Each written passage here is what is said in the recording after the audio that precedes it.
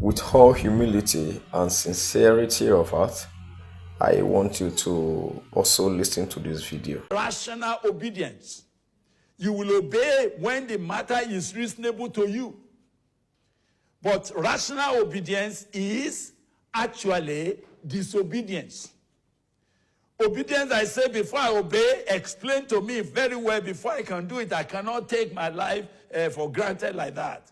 When you do that with God, it is equal, is tantamount to what? Disobedience.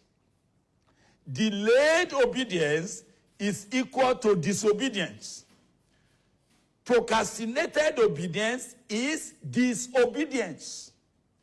If God tells you to do something now and you're saying, oh Lord, I will do it next week, I'll do it next month, the truth is that I will do is not equal to obedience. The promise to obey is not equal to obedience. There's only one thing that is obedience. What is obedience? Obedience is obedience. Obedience means to obey. Obedience is not praying about obedience. I hear some of you say, I'm praying to obey God. I am praying to obey God. I'm praying to obey God. Keep praying, but in heaven, you are a disobedient child. The moment God said, do this, and you rise up to do it, that's when heaven records you as an obedient child. Now, I saw something that I could not overlook in the life of Gideon. I found that he is a man that was going to obey God at any cost. Even if God said to him, all these 32,000 you have gathered, I don't need them. Go alone. He was still going to obey God. He was a man who is not depending on the multitude to take a decision. He never depended on anybody. He did not confer with flesh and blood when he went and burned down the altar of his father.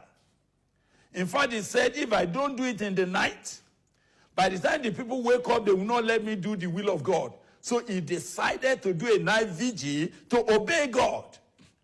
I'm asking you, you are wondering why God is slow to release his power on your life, because he sees the traces of disobedience in your life. He sees that you have been promising for the past 10 years, I will obey God, I will obey God, I will obey God, I will obey God, I will obey God. And for 10 years, you have not obeyed. You are disobedient. You may be religious. You may be in the choir singing. You may do anything else. But heaven has recorded that you are disobedient. I remember several years ago when God was confronting me with the matter of obedience. It became so serious. God said, disobedience is rebellion. When I tell you to do something and you have not done it, you are a rebel. You are an antagonistic man to me. You are my enemy. Every time, every kind of disobedience, whether little disobedience or big disobedience, vivid disobedience or invisible disobedience, any form of disobedience makes you an enemy of God. You cannot be a delegated authority when you yourself, you are a rebel at heart.